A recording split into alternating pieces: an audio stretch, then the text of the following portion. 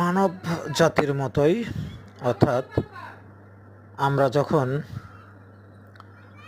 শরীরের বিভিন্ন অংশে যে সকল জায়গায় নিজের হাত অথবা পাকে স্পর্শ করতে পারি না দিয়ে, ঠিক সেই জায়গাগুলোতে একটু বুলিয়ে দেওয়ার জন্য যেমন অপরের সহযোগিতা প্রয়োজন হয়, ঠিক তেমনটি একটি দৃশ্য কুকুর দ্বয়ের মধ্যে একজন আরেকজনকে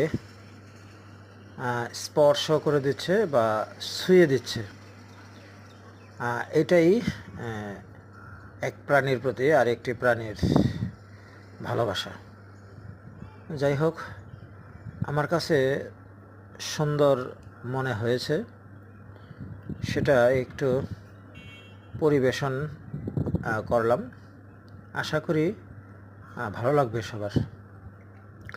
ভালো থাকবেন, ধন্যবাদ।